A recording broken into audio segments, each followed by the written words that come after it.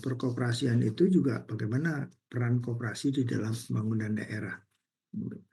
Baik, saya akan sajikan dalam 5 hal ini. Mungkin nanti kita mulai dengan apa pentingnya kita melakukan transformasi, bagaimana transformasi itu, kemudian juga bagaimana sebenarnya koperasi dan ekonomi anggota. Nah, tentunya di sini kita sudah masuk di zaman yang apa ya, VUCA ya, volatile, uncertainty, kemudian juga kompleksitasnya yang tinggi ya, kemudian juga penuh dengan adaptasi yang harus dilakukan. Kemudian juga bagaimana sebenarnya koperasi juga punya peran atau fungsi di dalam pembangunan daerah. Apa yang harus dilakukan? Apalagi konteksnya tadi pembangunan ekonomi lokal ya.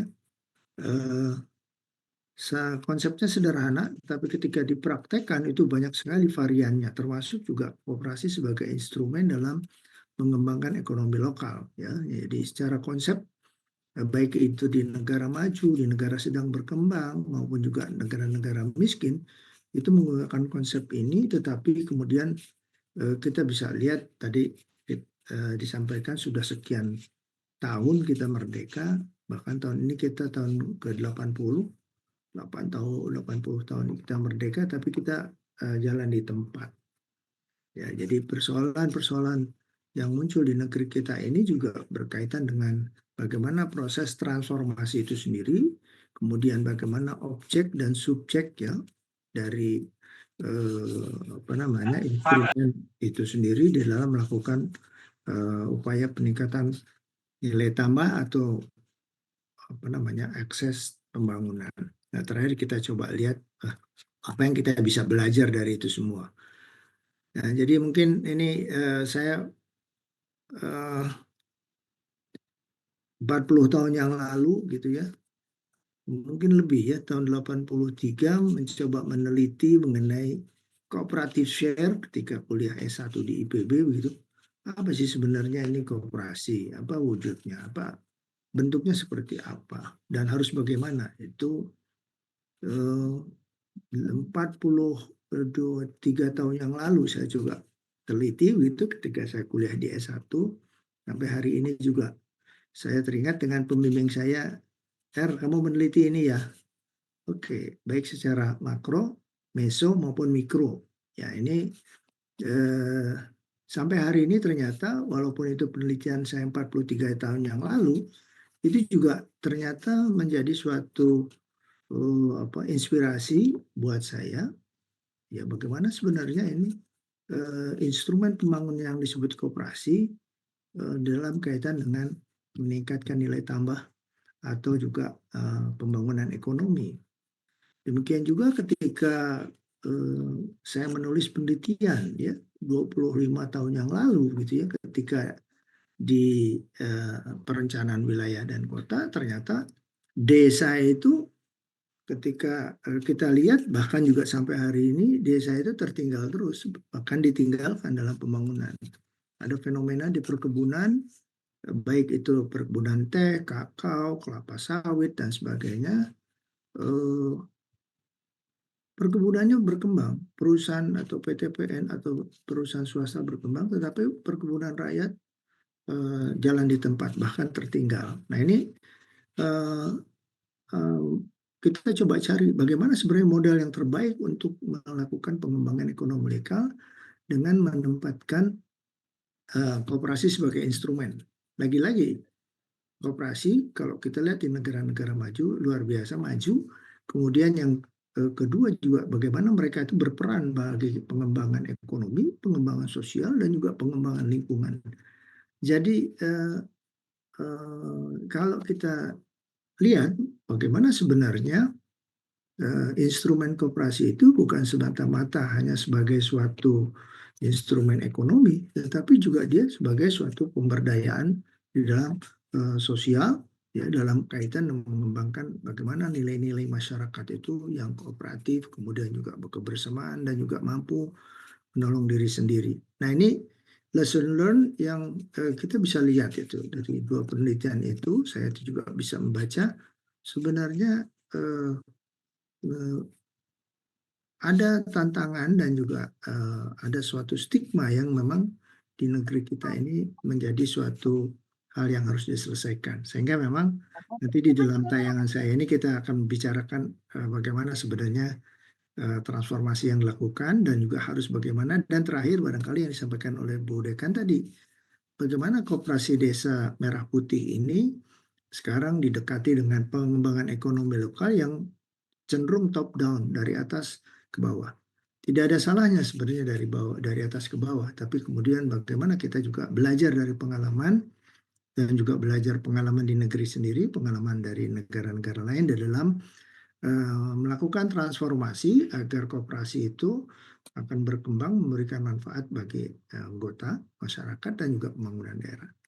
Baik, saya mulai dengan ini. Jadi koperasi dan pembangunan desa atau di perdesaan dan perkotaan ini itu pada dasarnya adalah sama di seluruh dunia, atau ada tanda petik generik, yaitu bagaimana memenuhi kebutuhan bagi anggotanya di pedesaan maupun di perkotaan. Nah ini sehingga kita bisa lihat dari mulai sektor primer, sekunder, tersier memang harus dipenuhi oleh koperasi ini. Nah ini kita bisa mungkin pelajari, apalagi sekarang sudah dengan iklim digital, kita dengan klik saja sudah bisa mengetahui bagaimana koperasi-koperasi dunia ini ada, dan juga tetap dia itu melakukan model bisnisnya tetapi juga tidak meninggalkan nilai dan prinsip-prinsip koperasinya, baik di Amerika, di Eropa, di Jepang, dan seterusnya. Demikian juga ini model bisnisnya itu memang harus dilakukan secara profesional, ya manajerialnya juga bagaimana. Nah ini tentu operasi itu perlu diukur kinerjanya. Jadi ini ya, baik itu pembangunan ekonomi lokal dengan pendekatan dari bawah atau pendekatan dari atas, atau juga bagaimana kombinasi keduanya, ini juga harus kita lihat. Demikian juga persoalan bagaimana sebenarnya komitmen anggota itu, ya ini berkaitan dengan proses kemitraan, bagaimana menciptakan daya saing, bagaimana juga tata kelola yang dilakukan, ya. Jadi kalau kita lihat dalam iklim global sekarang, mau tidak mau kita suka dan tidak suka harus berhadapan bagaimana prinsip demokrasi itu dipegang, tetapi di sisi lain juga bagaimana ada profitabilitas berkembang. Ini sesuatu yang memang harus dicamkan oleh kita semua. Jadi tidak hanya dalam kaitan sebagai nilai-nilai sosial semata, tetapi juga bagaimana nilai-nilai bisnis itu juga dipegang oleh koperasi, ya. Nah ini tahun ini adalah tahun koperasi dunia 2025, ini dicanangkan oleh PBB. Tahun ini adalah tahun koperasi dunia.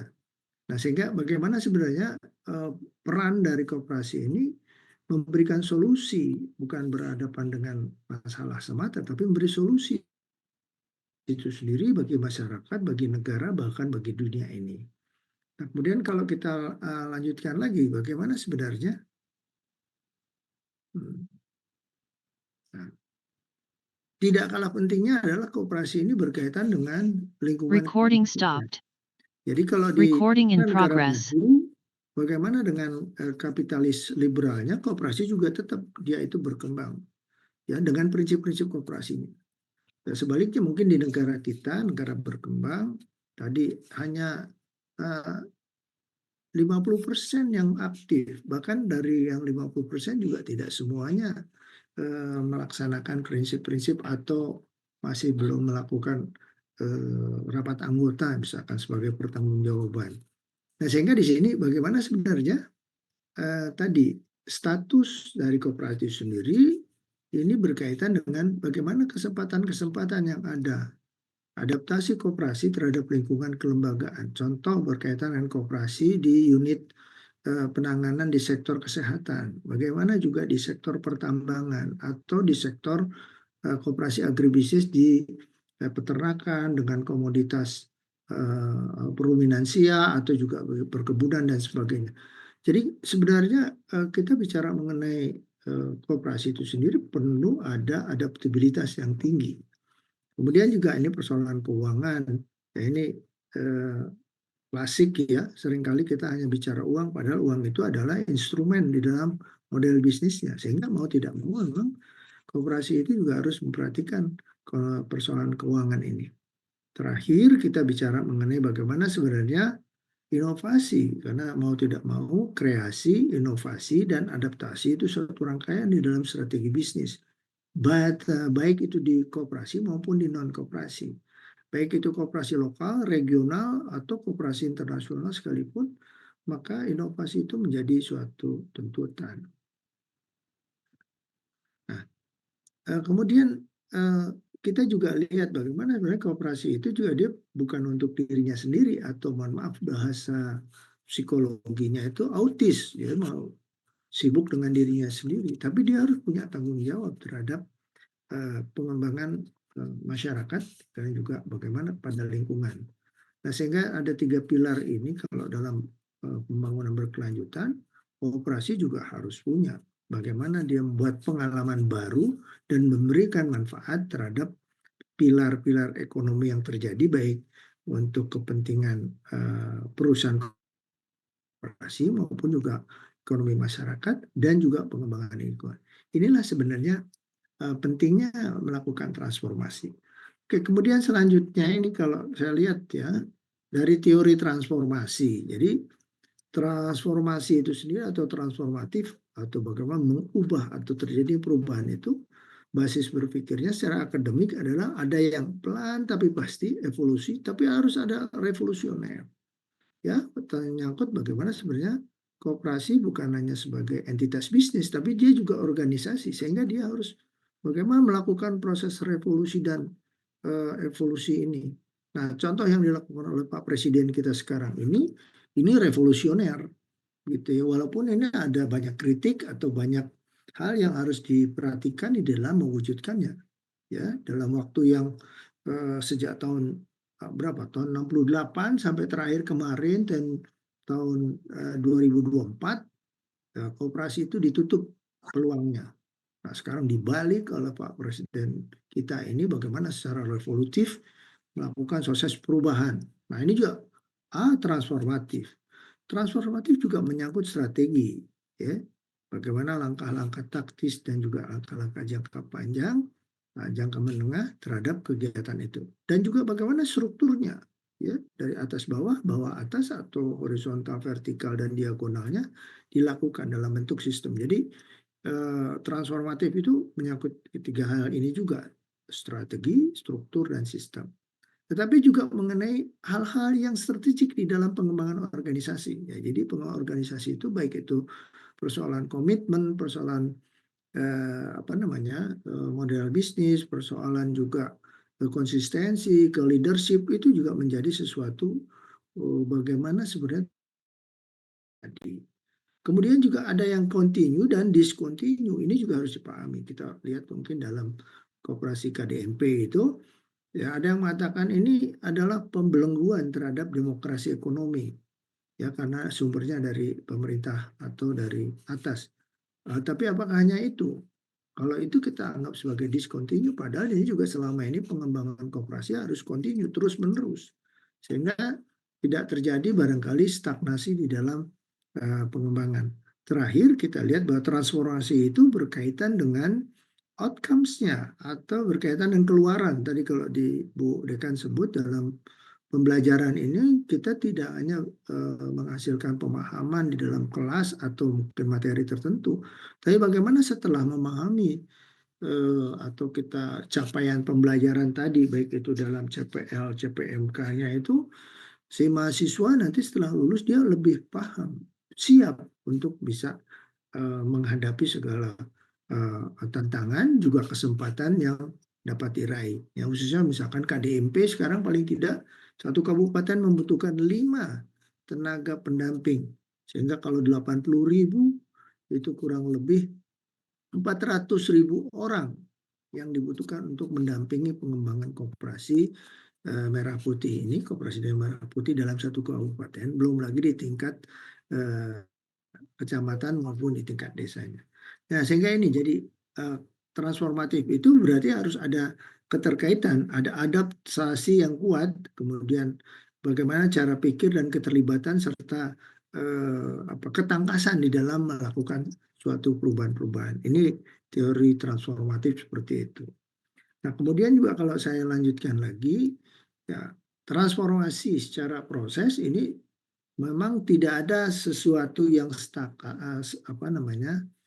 diam, semua terus bergerak dari waktu ke waktu. Nah, itulah kita lihat masyarakat itu terus berubah, hubungan aktor dengan lembaga juga terjadi perubahan, proses-proses pengarahan kelembagaan berarti aturan-aturan tata kelola juga mengalami suatu perubahan, mekanismenya juga dan kebijakan seperti yang sekarang KDMP dengan Inpres bukan Perpres gitu ya. Kemudian bagaimana persoalan-persoalan pembelajaran yang kita dapatkan, jadi kita tidak perlu takut ada kesalahan, tapi dengan kesalahan itu kita belajar untuk memperbaikinya.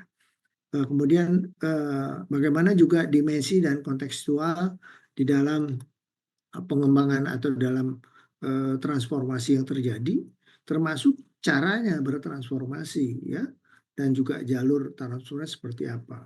Ya. Baik, kemudian saya ingin juga lihat sebenarnya transformasi itu suatu proses sehingga dia perlu ada tahap. Ya, jadi ini juga seperti KDMP sekarang, Koperasi Putih itu perlu penyadaran. Jadi pemerintah kalaupun dia punya anggaran yang sampai tadi 400 triliun, kemudian bagaimana melakukannya, nah ini juga harus ada penyadaran. Ini bukan menjadi suatu hibah, tetapi tanggung jawab yang harus diemban oleh koperasi tersebut. Nah, bagaimana juga mekanismenya ini juga harus kita upayakan untuk memahaminya. Kemudian juga prosesnya, ya. Jadi ini juga tidak asal, ya.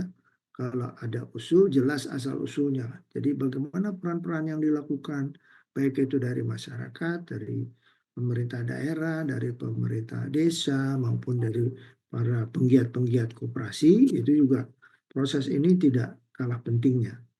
Kemudian yang terakhir baru bagaimana ini, apakah dalam 5 tahun terakhir nanti ini akan terjadi wujud nyata yang diinginkan atau mungkin dalam jangka panjang seperti apa. Sehingga kita memang berkaitan dengan transformasi ini menyangkut tahapannya, kemudian juga bentuknya seperti apa. Mohon maaf mungkin seperti saya begitu, saya mungkin berapa itu ya, 44 tahun yang lalu masih sama dengan rekan-rekan mahasiswa 44 tahun yang lalu, tapi sekarang sudah berbeda begitu ya. Nah, sehingga bentuk berbeda juga ekspektasinya, harapan-harapannya seperti apa. Jadi ini proses transformasi itu harus jelas. Nah, terakhir adalah kebermanfaatan. Kata kuncinya adalah transformasi itu harus ada outcomes-nya tadi. Ada sustainabilitasnya, ada koneksinya, ada agile-nya, ada ketangkasannya, juga ada pembelajaran yang kita lakukan sehingga kita maju ke depan. Baik, kemudian pertanyaannya ini, bagaimana sebenarnya transformasi itu dan bagaimana juga koperasi modern? Ini judul yang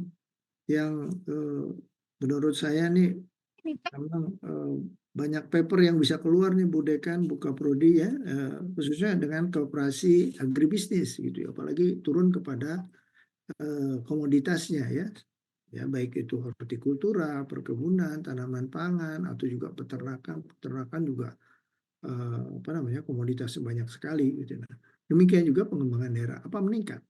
Nah, ini pertanyaan yang kita coba selesaikan. Nah, jadi kalau begitu yang pertama adalah kita perlu paham ini. Kalau tadi transformasi yang kita sudah jelaskan, nah sekarang ini kalau kita berkaitan dengan sentimen regulasi, jadi koperasi itu sebagai badan usaha bisa juga perkumpulan, juga bisa merupakan suatu perangkatan badan hukum atau orang seorang dan seterusnya, dan dia juga ekonomi rakyat. Ini adalah saya sebut sebagai sentimen-sentimen normatif yang memang kita seringkali diucapkan. Tapi ini bagaimana diwujudkan? Demikian juga ya di dalam kaitan dengan judul kuliah kita hari ini ya berkaitan dengan tadi peningkatan apa yang ditingkatkan ya kesejahteraannya anggota dan masyarakat. Demikian juga dalam kaitan dengan tatanan perekonomian. baik itu daerah maupun nasional. Nah, kalau begitu kita lihat bahwa sebenarnya secara regulasi kita berkoperasi itu sudah diamanatkan, tetapi kita sudah 80 tahun masih diam di tempat. Nah, ini sejak 2025 di awal tahun ini ada revolusioner yang dilakukan oleh presiden kita ini mencoba mengembalikan amanah ini secara proporsional. Nah, tentunya di sini kita lihat bahwa wadah ini bagaimana koperasi ini punya syarat nilai, ya nilainya yang banyak dan manfaat bagi sesama. Demikian juga kaitannya dengan koperasi itu dia sebagai entitas bisnis selain dia sebagai organisasi ya yang harus juga mengikuti tatanan yang ada. Lanjut, nah demikian juga kenapa perlu kita berkoperasi? Ya ini secara apa namanya ontologi ya, secara filsafat ilmunya ataupun secara metodologinya bagaimana sebenarnya kenapa koperasi di negara berkembang, negara maju itu sangat maju sementara di negara kita masih lamban ya. Sehingga ada greget lah ya dari Pak Presiden kita ini, lepas dari pro dan kontra, kita lihat bahwa bagaimana sebenarnya ini kita sudah dibingkai dalam suatu regulasi konstitusional, tapi kemudian perjalanannya tadi disampaikan oleh Ibu Lydia, secara faktual memang masih menghadapi kendala. Demikian juga bagaimana sebenarnya prinsip dan nilai-nilai koperasi ini menjadi bahan penting ya dalam melakukan suatu upaya berkooperasi, baik itu kaitannya dengan ekonomi, lingkungan, pendidikan, kesosial, kesehatan maupun sosial maupun juga lingkungan. Ya, jadi spiritualitas ini kalau kita lihat di negara lain bagaimana kooperasi itu tidak hanya ya tidak hanya di bidang pertanian atau tidak hanya dibatasi produk-produknya tapi sudah berkembang. Mungkin di awal tahun ini kita dapat oleh-oleh bagaimana koperasi sekarang bisa menangani usaha pertambangan, sedang digarap untuk usaha kesehatan. Jadi bagaimana sebenarnya di negara lain itu sudah berkembang sampai kepada perumahan dan sebagainya, karena berkooperasi itu berkaitan dengan kegiatan-kegiatan ekonomi. Ya, kalau di pertanian mungkin ada apa eco village ya dan sebagainya ini terjadi. Nah, dua hal ini ya nilai dan prinsip koperasi tidak boleh ditinggalkan oleh koperasi manapun. Nah, ini persoalan menolong diri sendiri, persamaan, keadilan, dan seterusnya. Ini sebenarnya prinsip kita kenal juga dalam kaitan kerjasama, pendidikan, dan sebagainya. Nah, pendidikan perkoperasian ini juga menjadi tantangan, khususnya untuk di pertanian, apalagi ini generasi entrepreneur muda di agribisnis ini menjadi tantangan ya yang kita kenal dengan program YES. Kemudian bagaimana sebenarnya prinsip-prinsip ini bisa dipahami oleh rekan-rekan generasi baru. Nah, ini juga tantangan ini yang saya dapatkan. Jadi memang perlu adaptasi yang kuat ini di era revolusi 4.0 kalau di industrinya, tapi kalau di kemasyarakatan seperti ini. Kemudian koperasi juga ini harus berprestasi. Dia harus memberikan kontribusi terhadap pendapatan daerah. Tapi juga harus punya pengelolaan basis data yang kuat, penguasaan pasar, dan seterusnya. Jadi ini tantangan. Kita bukan menjadi hambatan, tapi tantangan untuk bagaimana tadi koperasi itu bertransformasi menjadi koperasi modern. Dan koperasi modern ini harus menghadapi ini. Nah, itu bagian dari perkembangan koperasi. Kemudian juga ini tantangan yang memang tidak kalah beratnya karena ada stigma koperasi yang di negeri kita di Indonesia ini seringkali kalau kaitannya dengan mahasiswa generasi muda ini seringkali saya menganggap lembaga yang jadul zaman dulu, lambat berkembang, seringkali banyak diurus oleh pemerintah, transformasi kurang dalam mengikuti teknologi. Nah, demikian juga poin-poin di bawahnya bagaimana sebenarnya koperasi itu seringkali juga digunakan sebagai alat saja oleh kelompok tertentu atau elit tertentu yang kita sudah dapatkan dari pengalaman kemarin di Orde Lama maupun di Orde Baru maupun di Orde Penjajahan, bagaimana ini sebagai suatu stigma yang menjadi tantangan di dalam mentransformasi koperasi menuju koperasi modern.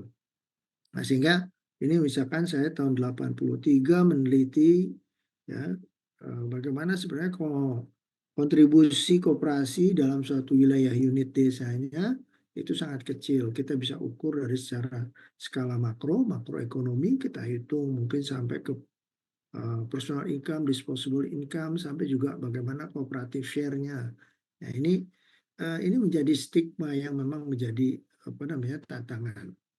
Nah, kita juga lihat bahwa sebenarnya mendirikan koperasi itu bisa primer, bisa sekunder. Nah, ini juga ada kaitan dengan sekarang kebijakan Inpres nomor 9 2025 itu. Ini juga yang mana sebenarnya? Bagaimana bentuk dan jenis koperasi yang akan dikembangkan, ya, baik itu kaitan dengan kayak primer maupun sekundernya, baik itu dalam kaitan dengan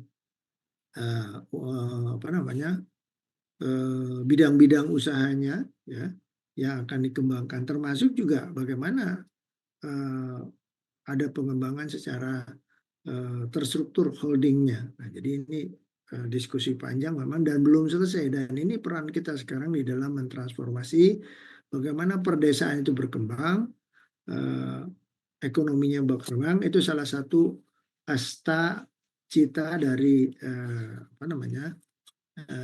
pemerintah sekarang. Salah satunya adalah membangun perdesaan, yaitu ya.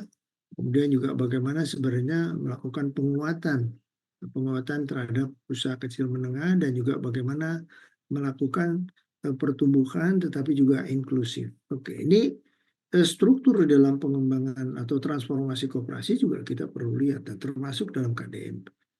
Nah, ini dalam undang-undang. Jadi ini secara normatif dan juga kita lihat di dalam kebijakan-kebijakan turunan di daerah, ini kita sudah ada, ya.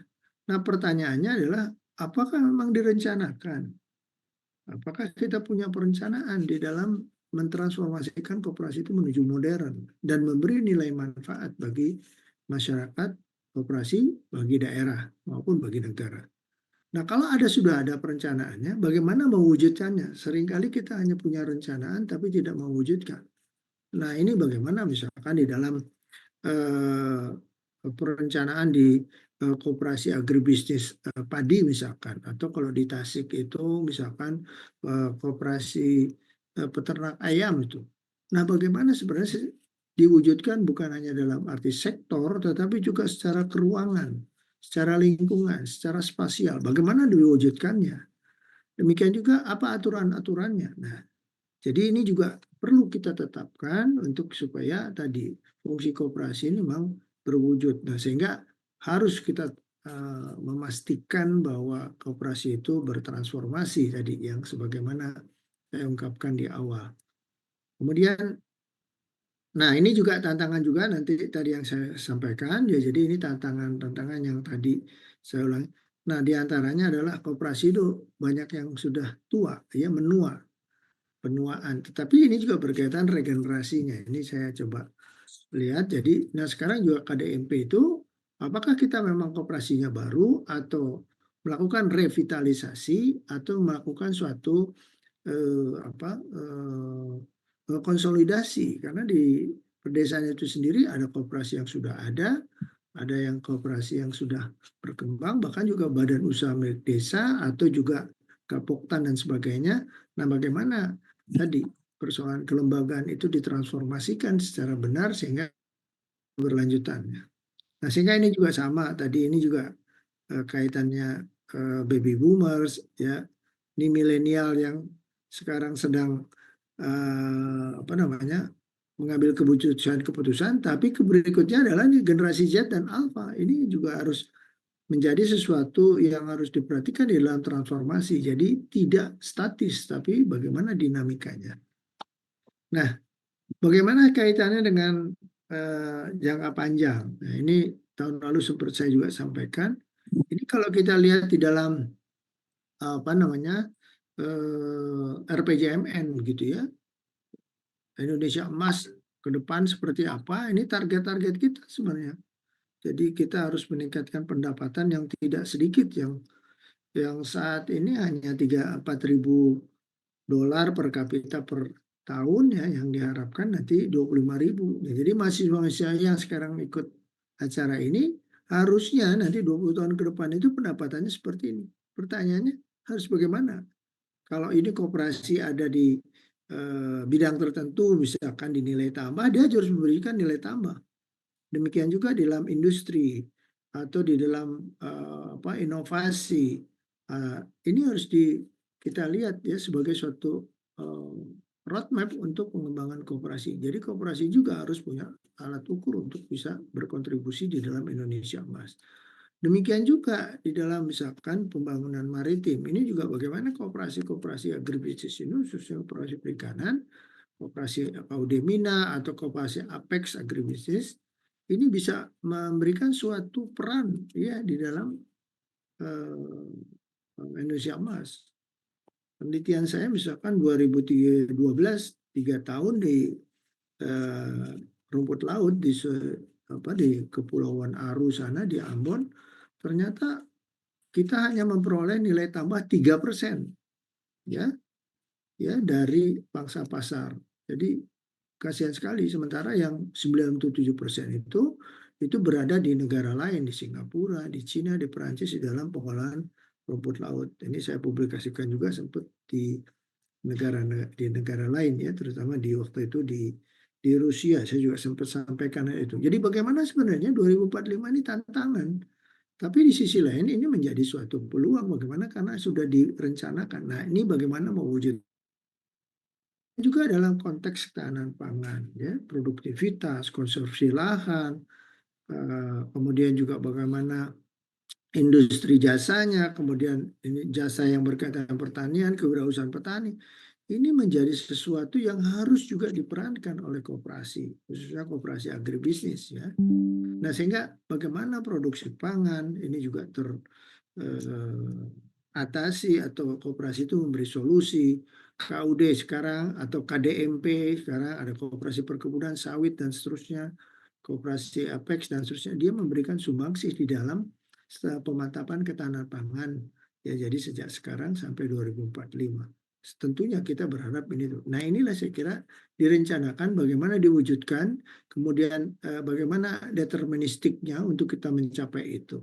Nah, demikian juga kalau kita lihat ini tadi dalam pendapatan ya, kalau pembangunan daerah itu bahwa ujungnya adalah pendapatan, baik itu PAD-nya atau juga mungkin pendapatan pajaknya atau juga disposable income atau personal income, artinya pendapatan petani itu nilai tukarnya tinggi begitu. Nah, bagaimana sebenarnya ketahanan pangan, investasi, pemerataan, nah ini menjadi suatu pegangan ya, termasuk juga produk-produk yang nanti bernilai ekspor. Nah, ini ekspektasi ini harus diwujudkan ya, barulah koperasi itu memiliki eksistensi, baik itu dalam kaitan pembangunan desa, kota atau desa kota, atau juga pembangunan daerah, dan juga pengembangan yang sudah lagi tidak berpijak pada pegangan daerah, tapi antar daerah, atau tidak lagi ada batas wilayah, tapi transaksi yang terjadi. Nah, seperti yang sekarang di dalam dunia digital. Nah, kemudian kalau kita lihat lagi, tadi ini stigma saya sudah sampaikan tadi. Nah, bagaimana sebenarnya untuk mencapai itu? Jadi, operasi yang modern itu harus ada prakondisi memang. Ada prasyarat kooperasi berperan dalam Indonesia. Nah, salah satunya barangkali sekarang ini adalah titik balik ya, atau juga mungkin bukan titik balik, titik belok untuk bisa operasi agribisnis, operasi perdesaan itu bisa maju pesat gitu. Nah, pertanyaannya bagaimana harus dilakukan? Pendekatan kesejahteraannya seperti apa? Apakah kita hanya di mulut saja? Atau ada skema yang harus kita lakukan, baik itu uh, welfare dalam arti spiritual, welfare dalam arti perumahan, dalam arti gizi, dalam arti somatik gitu ya. Somatik itu nilai gizi yang sekarang dengan program makan siang gratisnya dan sebagainya. Atau seperti apa pendekatan pembangunannya dari atas dari bawah atau kombinasi keduanya, bagaimana peran-peran masyarakat di dalam pembangunan koperasi modern. Social learning, bagaimana prosesnya, ini juga bahwa transformasi itu adalah proses pembelajaran sosial. Jadi tidak membalik tangan begitu saja, tapi harus melakukan sesuatu formulasi termasuk kebijakan baik itu dari pusat, sudah ada impresnya, nanti mungkin ada dari perdanya atau perbuk dan sebagainya, sehingga sebelah kiri ini mewujudkan bagaimana koperasi itu beradaptasi mengikuti situasi dan kondisi yang memberikan tadi benefit, ya. Kemudian juga bagaimana kepemimpinan generasi muda aktif, akses teknologi dan sebagainya, termasuk juga bisnisnya. Jadi kita tidak boleh menaifkan bahwa koperasi juga harus mengikuti aturan-aturan bisnis karena dia bagian dari entitas bisnis. Tapi koperasi juga sebagai suatu social learning proses, ya. Ini tadi value, nilai, dan prinsip koperasi harus dipegang. Jangan sampai juga namanya koperasi kelakuannya rentenir, itu yang merusak nilai koperasi. Nah, sehingga transformasi itu saya mencatat ada 5. Ini juga pernah saya. Pertama adalah pendidikan berkoperasi, kesadaran berkoperasi, komitmen dari semua pihak. Kalau tidak ada komitmen maka ini gugur. Kemudian bagaimana prinsip dan nilai ini secara konsisten itu dipegang sehingga anggota itu bisa sebagai suatu sebagai fungsi sebagai pemilik dan juga sebagai pengguna. Kalau konsepnya dari Hanel seperti itu, atau satu lagi dari Dalford itu bahwa anggota itu bukan hanya jadi pemilik dan pengguna, tapi dia juga sebagai pengendali, controller. Kemudian ini kooperasi itu kalau transformasi ke depan ya harus sumber daya manusianya. Ya pengawas, pengurus, manajer, karyawan maupun anggota juga harus memiliki suatu kapabilitas di dalam berkooperasi yang tepat. Kalau tidak ya mungkin sama seperti sekarang. Terus saja berkutat dengan itu. Demikian juga infrastruktur teknologi dan kebijakannya. Nah, kebijakan ini bukan di dalam operasi saja atau dia menggantungkan terhadap bantuan pemerintah, itu yang terjadi barangkali dalam proses penguatan badan usaha milik petani atau badan usaha milik desa. Nah, tetapi koperasi dia juga harus mandiri sesuai dengan prinsip-prinsip di dalam koperasi.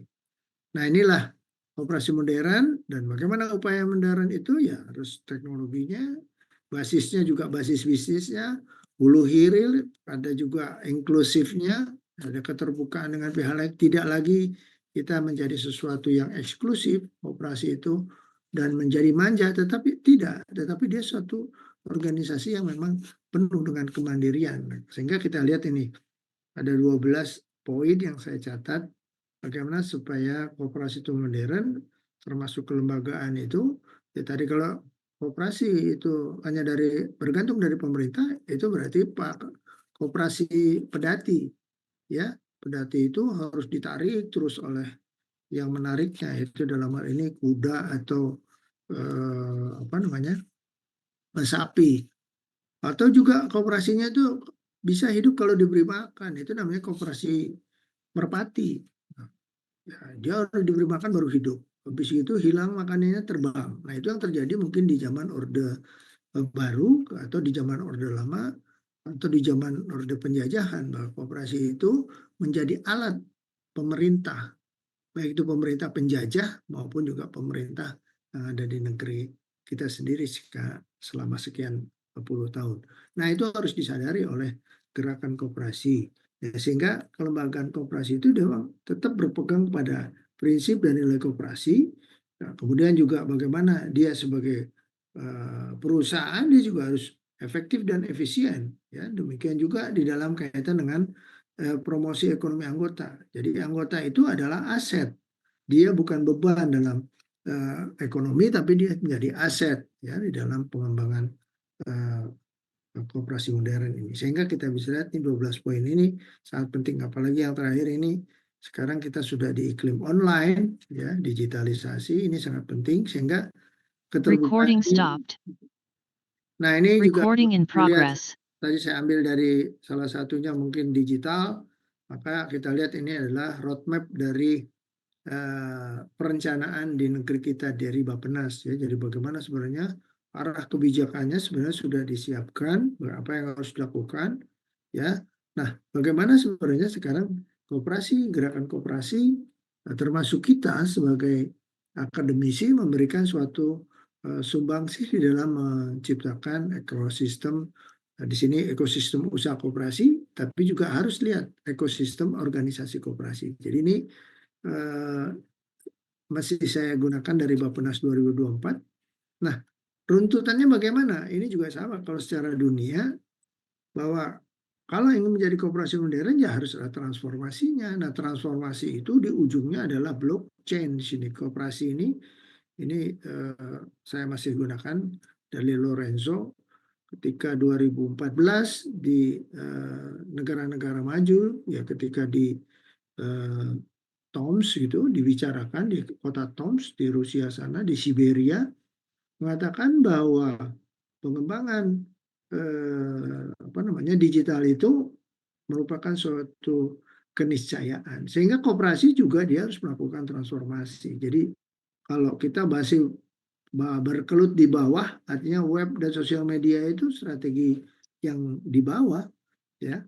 Kalau sudah memang masuk kepada big data itu berarti kita sudah digital oriented ya. Tapi kita harus maju terus kepada smart digital ya dengan AI yang sudah mulai berkembang. Nah, jadi koperasi juga harus sudah bergerak di sesi ini. Nah, apa yang harus dilakukan? Tahapannya tadi saya kira harus sadar dulu mindsetnya, kemudian tadi proses transformasinya, baik itu perangkatnya, kemudian juga orangnya, kemudian prosesnya operasionalisasi dalam kaitan dengan bisnis digital ini, juga bagaimana pengambilan keputusan. Dia harus berani melakukan itu dengan berbagai adaptasinya. Ini sampaikan oleh seorang IT, Pak Cahyana tahun 2024. Nah, kalau begitu yang namanya koperasi digital juga harus harus apa punya suatu prinsip ya dalam mengembangkan bukan prinsip ya pegangan-pegangan kriteria-kriteria untuk bisa menjadi koperasi modern bermanfaat. Nah, ini ada 6 poin ini dari mulai layanan anggota itu sangat penting, akses, operasional, pemberdayaan, inovasi, dan terakhir dampaknya.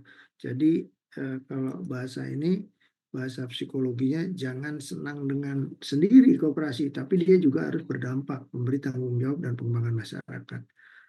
Nah ini tadi kata kunci yang saya sering perhatikan, transformasi itu menyangkut kepada role, peran. Nah peran itu kalau nanti menuju Indonesia Emas, ada peran di dalam apa saja, apa yang harus dilakukan. Nah, ini berarti kita bicara mengenai multifungsi dari koperasi. Kalau dia ingin memberikan suatu transformasi bagi koperasi modern dan memberikan nilai tambah atau peningkatan pembangunan. Kemudian ini roll off-nya. Jadi bagaimana sebenarnya kalau ini dalam, kalau ini adalah peran-peran apa yang dilakukan. Kemudian peran sebagai apa saja dan untuk apa peran itu dilakukan. Nah ini harus clear ya sehingga tadi sustainabilitas, daya tahan, resiliensi, koneksi ini menjadi suatu ukuran di dalam setiap kegiatan transformasi. Nah hal ini yang kaitan dengan KDMP, Koperasi Desa Merah Putih ini juga harus diperhatikan. Nah sehingga kita lihat ini ada apa 5 indikator, 5 variabel ya, ketahanan pangan, investasi, pemerataan, pembangunan daerah dan ekspor. Ini merupakan suatu upaya meningkatkan kemampuan daerah dan juga negara kaitannya dengan pendapatan. Jadi pendapatan itu fungsi dari ini. Nah, kemudian apa yang dilakukan? Ini strategi yang dilakukan kalau lihat kaitan sekarang oleh Pak Presiden maupun menterinya atau kabinet ini, bagaimana kebijakan koperasi itu lewat Koperasi Desa Merah Putih melakukan kegiatan percepatan. Nah, jadi ini adalah beberapa skema yang dilakukan oleh pemerintah yang tengah berlangsung saat ini. Ya, ini juga apa namanya menjadi suatu catatan buat kita. Nah, tapi ini juga kita lihat bahwa KDMP itu Koperasi Desa garis miring kelurahan ya Merah Putih itu ini komitmen yang kuat dari pemerintah untuk memperkuat ekonomi desa. Ini catatan penting ini, ya. Jadi sekian puluh tahun barangkali, mohon maaf ini kalau eh, dalam kaitan pengembangan ekonomi kita belum ekonomi kerakyatan, masih kita pro kepada apa yang sekarang sedang ramai kaitan dengan politik ekonomi, yaitu kepada perusahaan-perusahaan yang besar semata, sementara manfaatnya hanya untuk segelintir orang. Kemudian konsistensi, ya, ini bagaimana nih? Nah, sehingga KDMP ini pada dasarnya, ini saya kutip dari Pak Presiden, masyarakat ini dengan KDMP diharapkan, ini harapannya terlindungi dari sisi pendapatan, terlindungi dari tengkulak dalam kaitan loga supply chain atau value chain, sehingga proses pemiskinan ini seharusnya bisa diatasi melalui Koperasi Desa Merah Putih.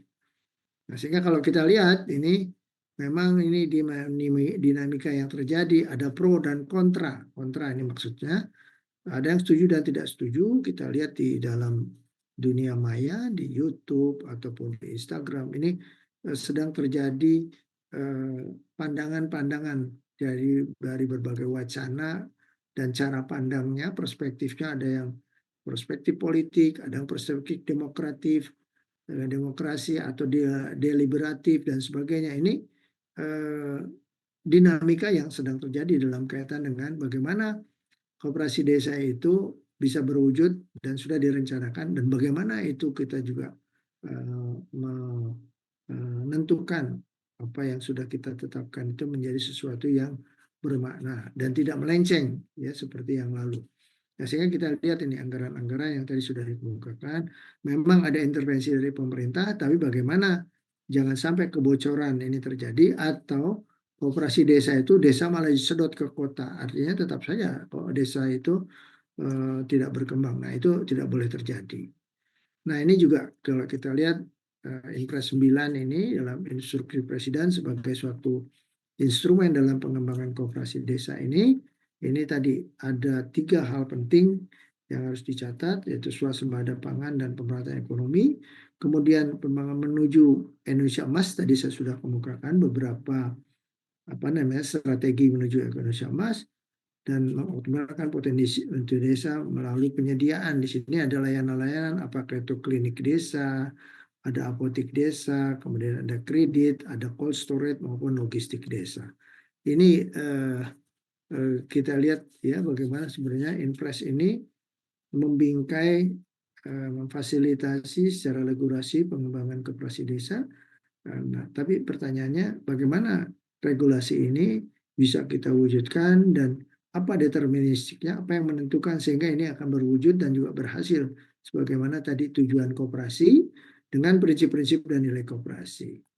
Ini contoh barangkali bagaimana di negara maju, di Amerika Serikat, koperasi pertanian semula kecil, hanya kelompok tani, kemudian menjadi gapoktan, kemudian menjadi koperasi lokal, kemudian lokasi koperasi regional, bahkan menjadi koperasi dunia.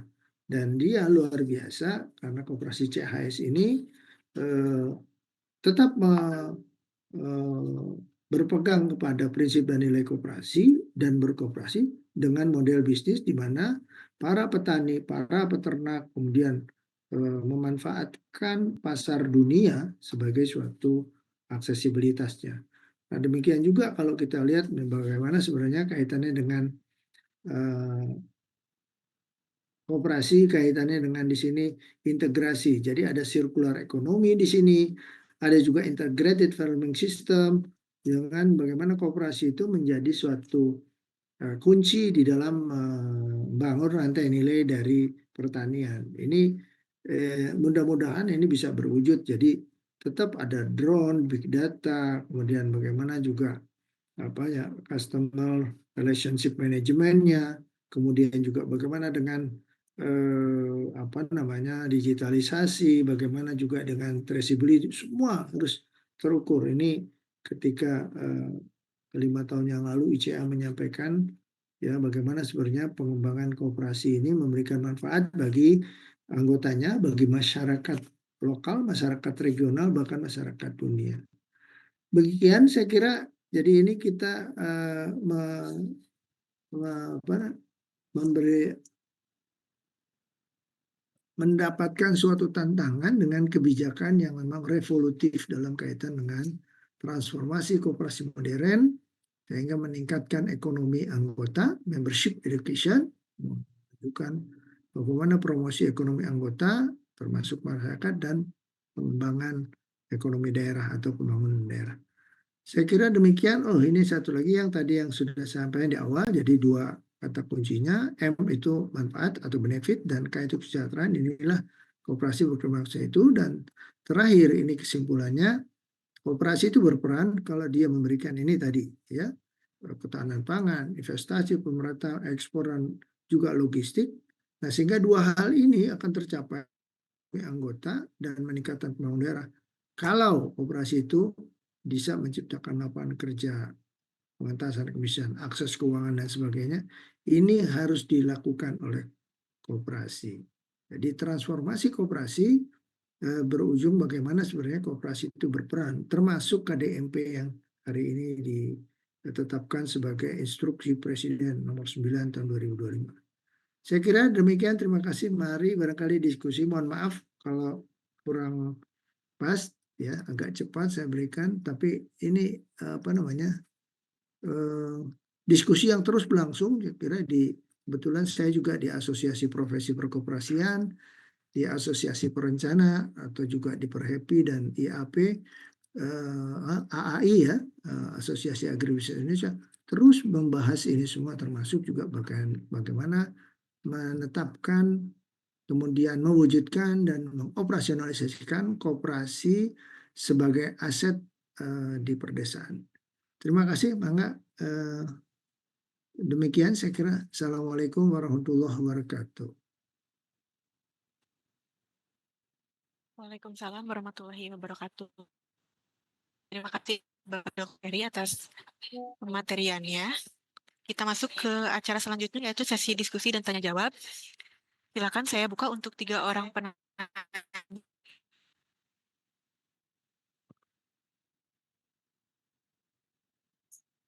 Baik, Ilham, silakan.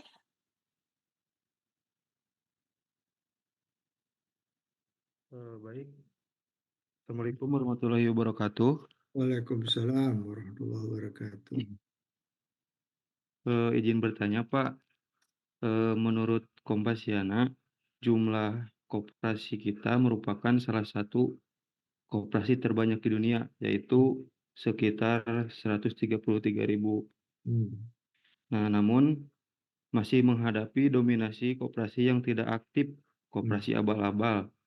Yang saya ingin tanyakan yaitu sejauh mana kebijakan dan cara pemerintah dalam mengawasi koperasi saat ini, apakah sudah mampu mengatasi masalah-masalah kualitas dan tanggung jawab tersebut, Pak? Ya, oke. Mungkin itu, Pak. Ya, kita kumpulkan dulu ya, Bu Lydia. Ya, Masih ada lagi. ada lagi yang mau bertanya? Baik, Dede, silakan.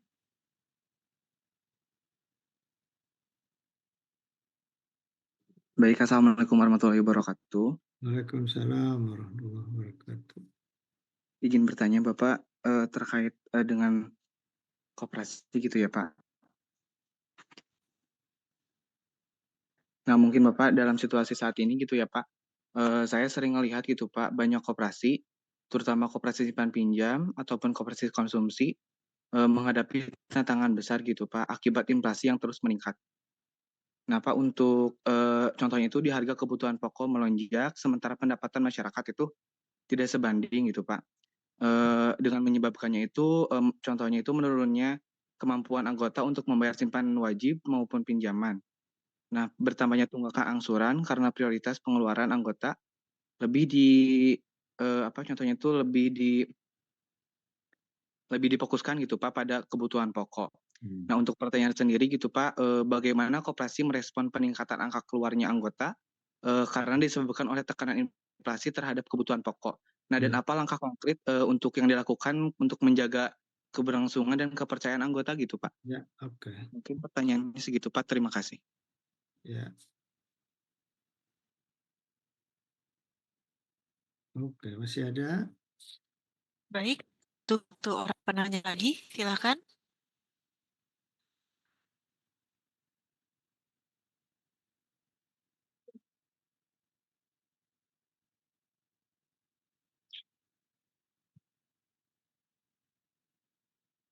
Oke.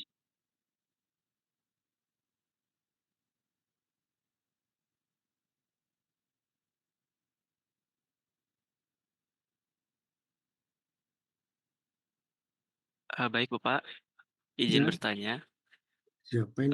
terkait ya, perkenalkan Bapak, nama saya Saiful Jamil dari Agribisnis angkatan 2023. Bagaimana Bapak koperasi modern ini dapat bertransformasi untuk meningkatkan ekonomi anggota dan berkontribusi pada pembangunan daerah dengan menyesuaikan diri terhadap tantangan industri keuangan saat ini, termasuk persaingan dengan bank konvensional yang sudah lebih dulu memiliki jaminan dari LPS gitu Pak. Yang dimana kan koperasi belum ada jaminan dari LPS gitu Pak. Ya. Eh, oleh karena itu, bagaimana sih Pak koperasi dapat membangun kepercayaan masyarakat terkait simpanan yang tidak dijamin oleh LPS ini? Terima kasih Pak. Ya.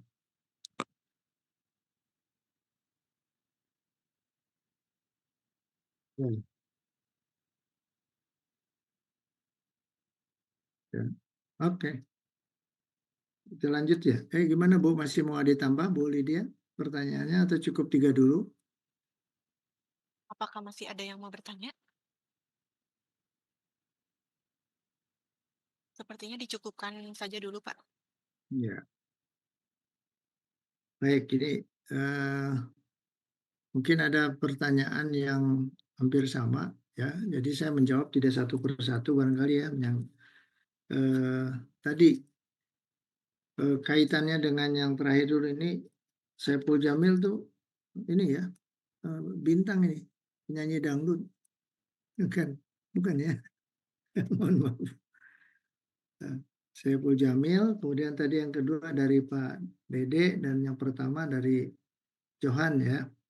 Oke, nah tadi saya kemukakan diantaranya bahwa memang tadi koperasi itu ketika kita eh, bicara berkembang ya, atau berkembangnya itu dari tidak ada menjadi ada, atau juga melakukan penyesuaian gitu ya, atau penguatan ya. Jadi contohnya tadi ini ada NPL, net present net performance loans, atau banyaknya kemacetan gitu ya, pembayaran yang memang kondisinya mereka itu dihadapkan dengan tantangan dari luar adalah harga yang mahal, ada inflasi gitu ya.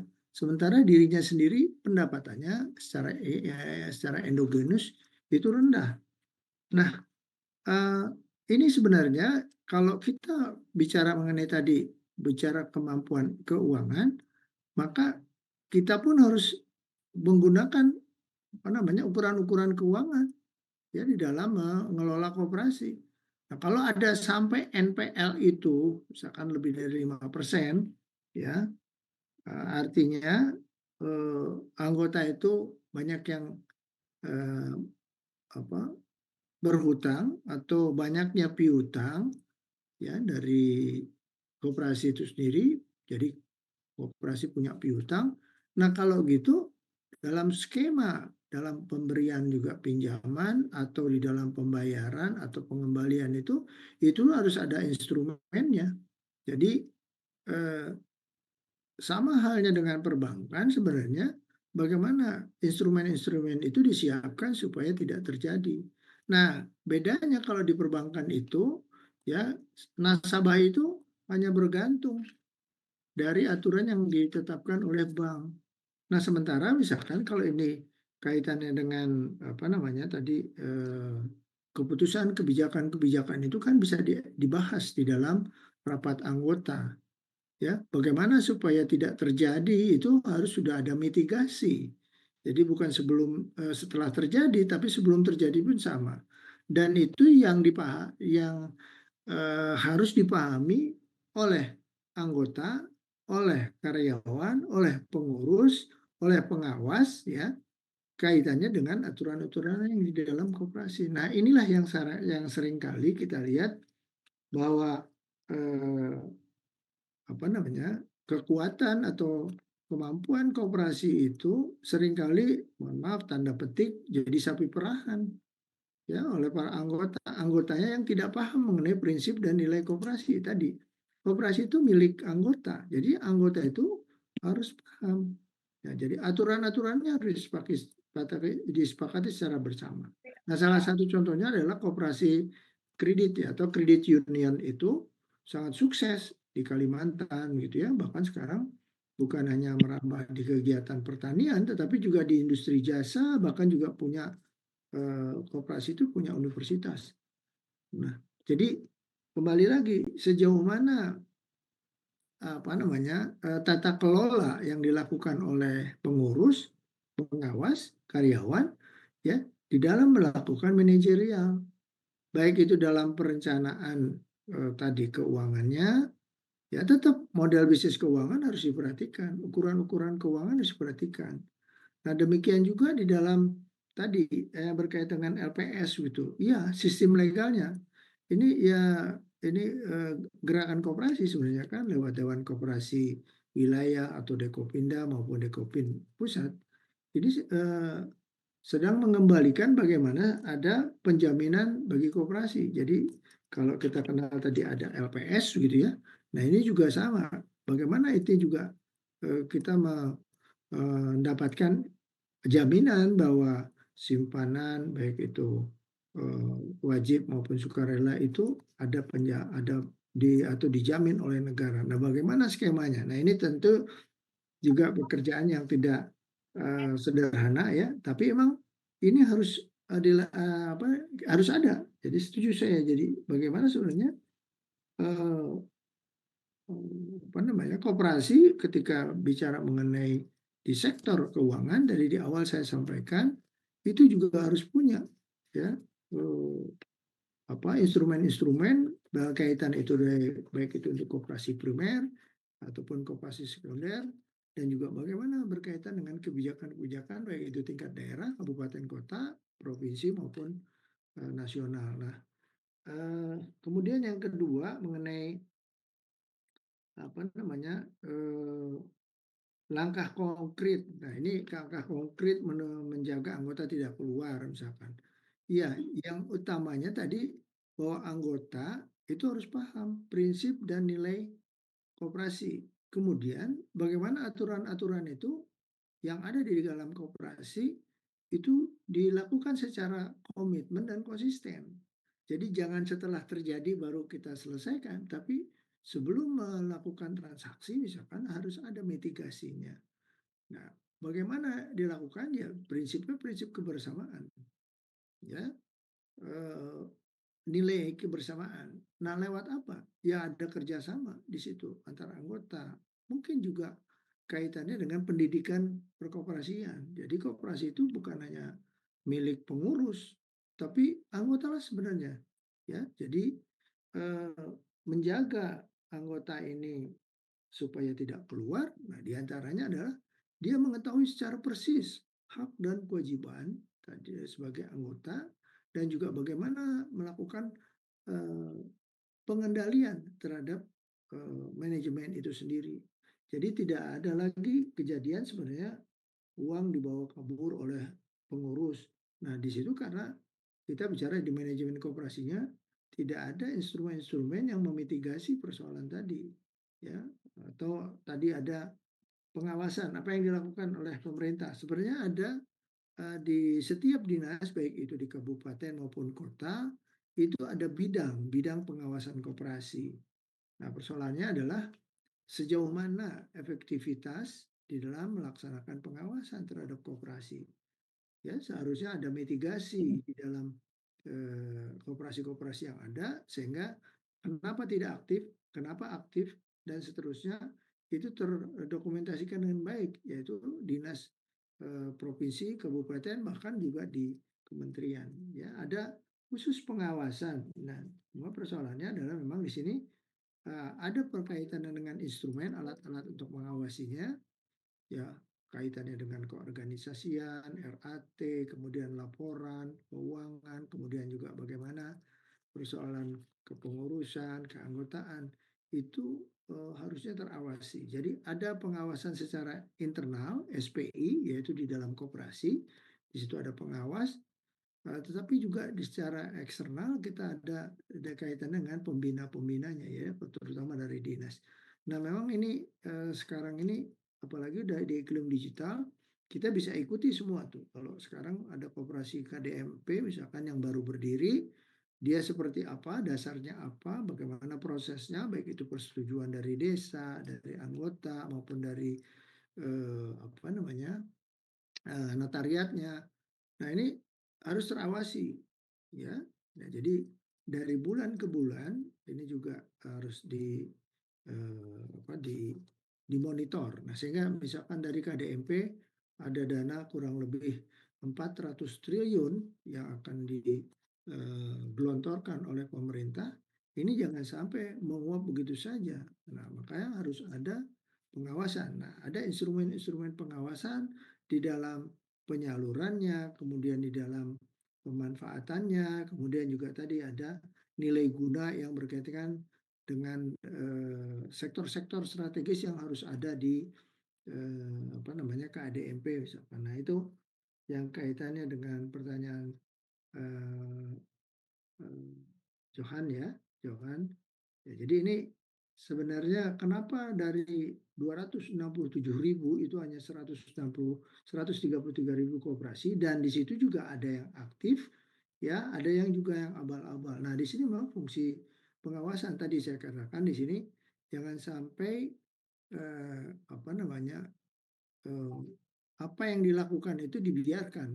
Nah, sehingga kalau seperti itu ekspektasi dari keberadaan koperasi itu menjadi menyimpang sehingga tadi bagaimana sebenarnya proses transparansi ya, kemudian juga keterbukaan inklusif di dalam koperasi itu secara internal perusahaan atau internal organisasi harus berjalan ya tidak lagi secara konvensional di zaman sekarang sudah menggunakan pendekatan-pendekatan yang sudah tadi ya, digitalisasi dan sebagainya dan terukur ya terbuka dan transparansi kuat.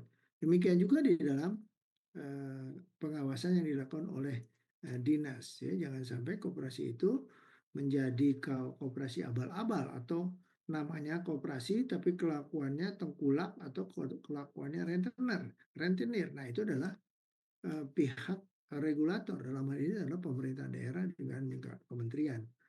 Nah, selain memonitor dan mengevaluasi, juga melakukan suatu tindakan-tindakan baik itu tindakan yang preventif atau tindakan kuratif untuk bisa melakukan penanganan terhadap koperasi-koperasi yang bermasalah.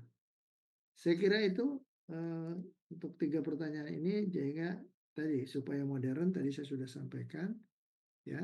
Jadi ada apa namanya berapa kondisi yang harus kita perhatikan supaya modern itu ya diantaranya berkaitan dengan bagaimana teknologi itu bisa kita manfaatkan sebagai suatu instrumen dalam mengembangkan koperasi sehingga instrumen itu bukan sebagai sekedar alat tapi mencapai tujuan koperasi yaitu bagaimana sebenarnya koperasi itu tadi dia tangguh, kemudian juga secara manajemen rapat anggota dilakukan ya sekarang apalagi kalau anggotanya tersebar di Indonesia ya pakai online digital lah. Nah ini perlu manajerial, jadi ada komunikasi bisnis yang harus dilakukan seperti apa. Elektronika ya basisnya sudah kepada elektronik, basis digital, bahkan ke depan itu kita sudah transaksinya blockchain, bahkan sekarang juga sudah kita QRIS dan sebagainya. Jadi koperasi modern itu basisnya teknologi, tapi dia juga basisnya model bisnisnya seperti apa. Tentu model bisnis di usaha peternakan ayam berbeda dengan perikanan tangkap misalkan seperti apa. Kemudian juga kita harus terintegrasi. Nah, jadi antara hulu dan hilir, kemudian pemanfaatan limbah, penerapan integrasi farming atau juga circular economy itu cara-cara atau bagaimana koperasi itu menjadi berkualitas. Jadi dia bukan hanya modern tapi juga berkualitas, atau dia berkualitas tapi juga modern. Nah, ini termasuk juga penerapan standar akuntansi ya yang semakin berkembang. Misalkan sekarang ini ada entitas private, ada juga kita sudah tinggalkan yang etap atau edap, tapi kita sudah kepada SAK umum atau IFRS. Nah, itu menjadi suatu kebutuhan bagi koperasi untuk bisa bertransformatif menjadi koperasi yang modern dan berkualitas, atau koperasi yang berkualitas dan juga modern. Saya kira itu dari 3 pertanyaan ini mudah-mudahan bisa terjawab tadi yang saya sampaikan. Terima kasih. Bangga Bu Lydia. Baik, terima kasih banyak. Karena masih ada waktu, apakah ada yang mau bertanya lagi?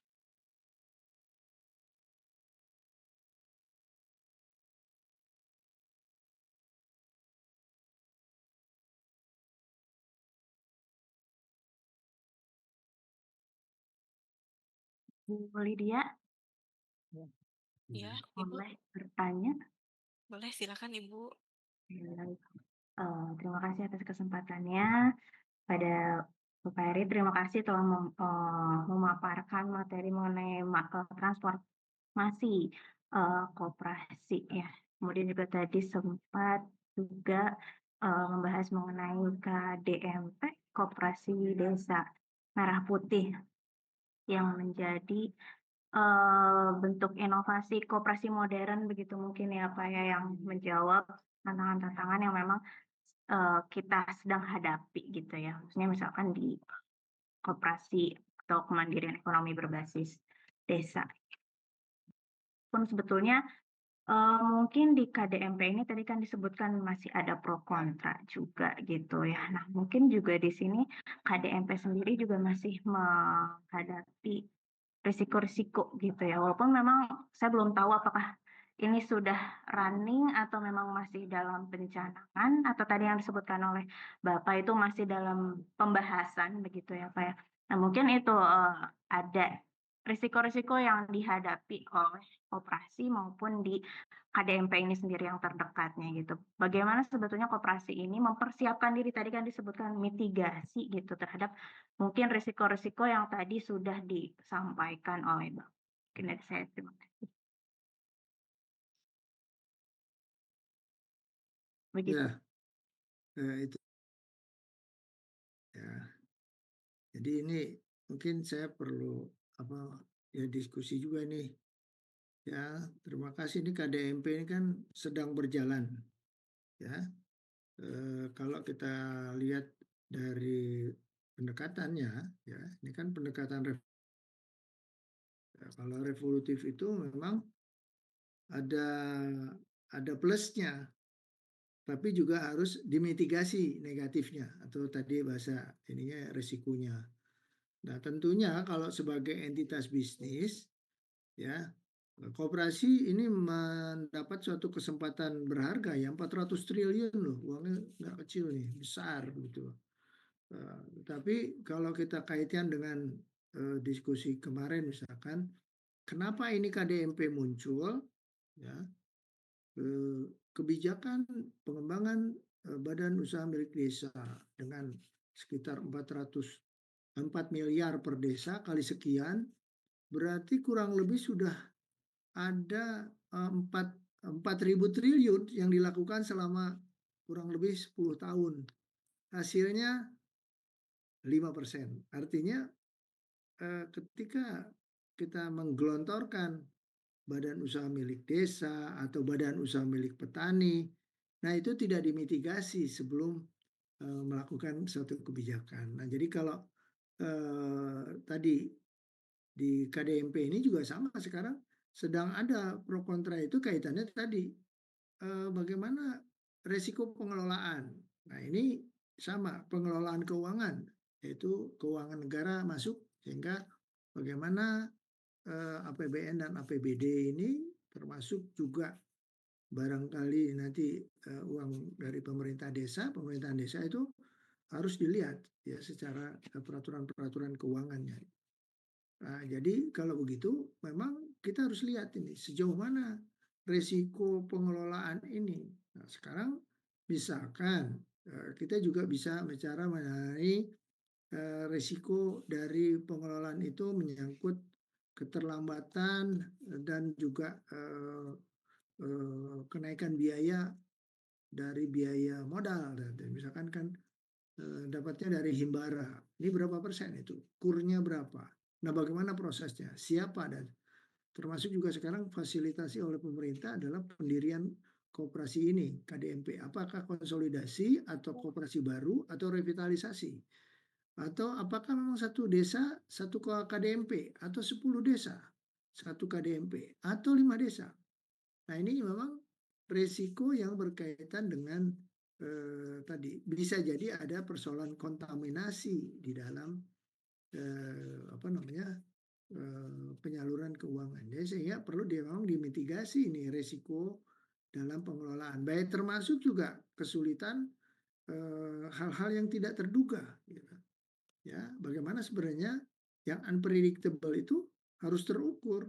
Ya, nah ini bagian yang kaitan dengan resiko, ya terutama di dalam resiko kegagalan, ya atau keterlambatan, atau juga pengamanan tadi, pengamanan dari keuangan yang negara kucurkan, sehingga persoalan transfer aset juga ini juga merupakan sesuatu yang diperhatikan ya karena ini tidak sedikit uangnya. Nah, kemudian yang berikutnya juga ini selain bicara mengenai tadi risiko pengelolaan keuangan dalam kaitan KDMP, ada yang harus dimitigasi juga adalah risiko permintaan ya. Jadi kita lihat di situ ada 6 unit usaha yang ditetapkan yang memungkinkan untuk diberikan suatu dukungan di KDMP ini, yaitu ada apotik, kredit, kemudian logistik dan seterusnya. Nah, maka kita harus menghitung, mengetahui, ya, memitigasi atau kita melakukan ex ante evaluation mengenai risiko permintaan pasar yang terjadi seperti apa, di mana lokasinya, kalau itu menyangkut kepada produksi, di mana lahannya, berapa banyak, dan bagaimana constraint-nya, kendala-kendala yang muncul, dan bagaimana sebenarnya benefit cost ratio-nya dihitung. Termasuk risiko perizinan sekarang misalkan ini ada beberapa jenis usaha yang diperkenankan lewat dukungan pemerintah sekarang ya. Jadi pendirian koperasi ini KDMP itu difasilitasi oleh pemerintah. Nah, dilihat mana KBLI-nya ya. Nah, ini juga risiko perizinan, kemudian juga risiko infrastruktur, kemudian tidak kalah pentingnya adalah desainnya seperti apa sebenarnya. Jadi banyak yang secara internal atau endogenous koperasi itu dia juga harus persiapkan, termasuk siapa yang mendampingi, berapa orang pendampingnya, bagaimana merekrutnya, di mana saja lokasinya, resiko regulasinya seperti apa ini, dan juga kebijakan politiknya karena menyangkut kebijakan yang bukan hanya di pusat tapi juga di provinsi dan di kabupaten. Ini kalau kita gunakan ISO 31000 maka kita harus melihat kerangkanya seperti apa memitigasi ini. Ya saya kira itu, jadi ini termasuk juga pembicaraan yang tidak kalah pentingnya kalau resiko force majeure dan lingkungan yang akan muncul.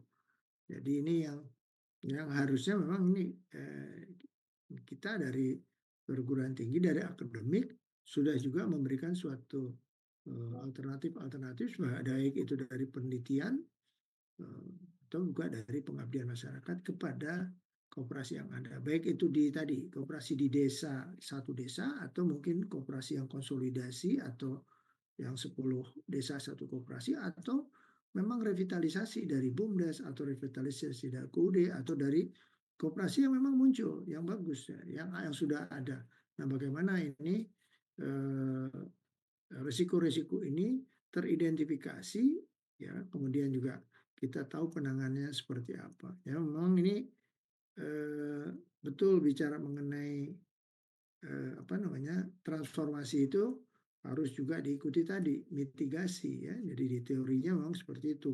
Kalau tidak, maka nanti ada persoalan sustainabilitas, kemudian ada persoalan koneksi, ada persoalan juga ketidaktangkasan atau agile-nya. Nah, jadi agility itu kalau kita lihat dari tujuan KDMP ini, baik itu berkaitan dengan ketahanan pangan, kemudian yang kedua logistiknya, ya, yang ketiga bagaimana pembangunan desa itu sendiri, pertumbuhan pembangunan dimulai dari desa. Itulah cita-citanya dari presiden ini, ya, atau dari kabinet ini. Saya kira itu hari per hari, ya, mungkin detik per detik kita lihat tadi impres, ya, mengenai pembentukan koperasi Desa Merah Putih ini terus diikuti dengan mitigasi-mitigasi yang ada dan bagaimana solusinya, bagaimana penanganannya. Saya kira itu. Terima kasih. Mudah-mudahan bisa menjawab. Ya, baik. Terima kasih Pak Heri atas jawabannya. Sangat memberikan pandangan yang baru gitu ya mengenai sebenarnya risiko koperasi KDM ini juga masih KDMP ini masih perlu pembahasan secara lebih lanjut apalagi bicara tentang tadi agile-nya. Terima kasih Pak.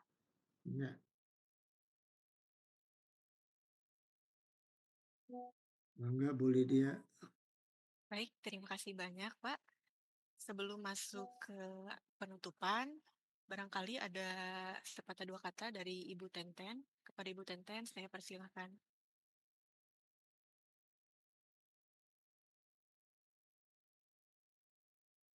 Terima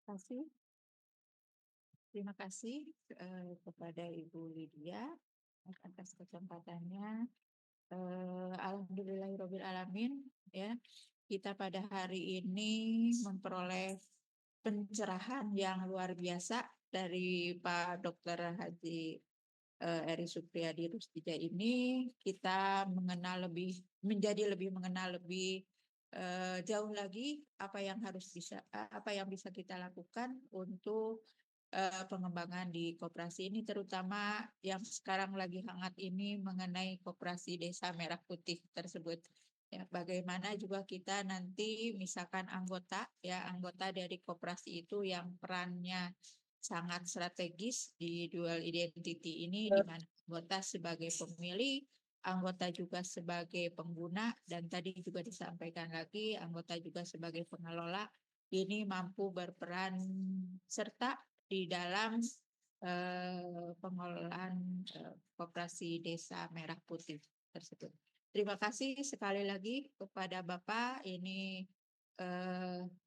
atas pencerahannya. Mudah-mudahan para mahasiswa ini menjadi lebih termotivasi lagi untuk mengembangkan koperasi di kita ini, terutama ini Tasikmalaya katanya kota koperasi, tapi ya Tasikmalaya kota koperasi, masa tidak ada kadar-kadar koperasi dari Tasik itu sendiri, ya.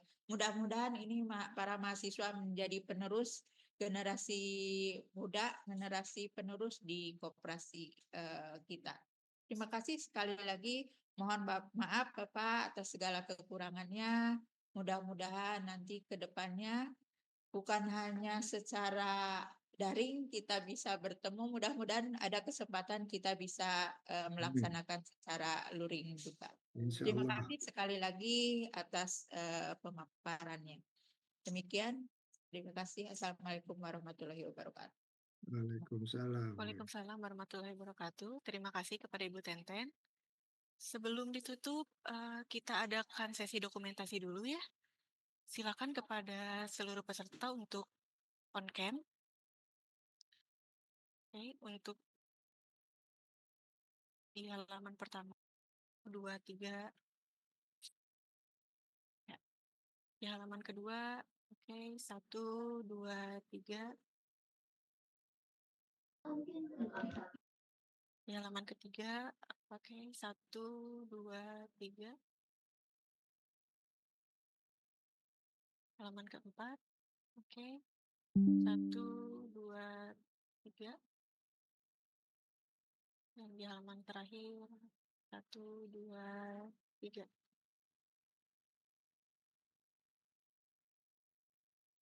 Baiklah, tidak terasa kita sudah di penghujung acara ya.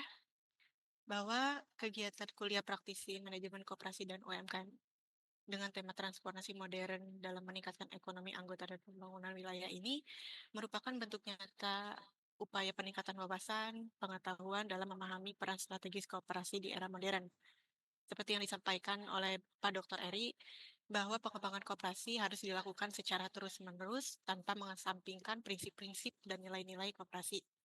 Adapun tadi juga disampaikan mengenai beberapa tantangan koperasi seperti digitalisasi koperasi, yaitu harusnya adanya adaptasi koperasi 4.0 maupun 5.0. Sedangkan kondisinya masih banyak koperasi-koperasi yang sudah tua yang perlu regenerasi. Adapun sesuai Inpres nomor 9 tahun 2025 merupakan strategi nasional untuk membentuk 80.000 koperasi desa merah putih atau KDMP. Demikian kegiatan hari ini. Melalui kegiatan ini diharapkan menambah insight bagi kita semua mengenai tantangan-tantangan, peluang, strategi dalam pengelolaan koperasi, dalam pengembangan koperasi yang adaptif terhadap perubahan zaman untuk menunjang peran koperasi menuju Indonesia Emas. Sekali lagi kami mengaturkan terima kasih banyak kepada Bapak Dr. Eri selaku dosen tamu pada hari ini. Saya Lydia Nur Amalia selaku pembawa acara. Memohon maaf apabila ada kesalahan kata. Saya tutup kegiatan hari ini dengan bacaan hamdalah. Alhamdulillahirabbil alamin. Wabillahi taufik wal hidayah. Wassalamualaikum warahmatullahi wabarakatuh. Waalaikumsalam warahmatullahi wabarakatuh. Bu Teten nuhun, Bu Lydia, Bu Nurul, mahasiswa semuanya, makasih ya. Gitu. Terima kasih, Pak. Ngapunten bilih kirang kaos, ngapunten bilih kirang pas, ya. Makasih. Assalamualaikum warahmatullahi wabarakatuh. Waalaikumsalam warahmatullahi wabarakatuh. Boleh pamit ya? Ya, Gitu. mangga Pak. Ya.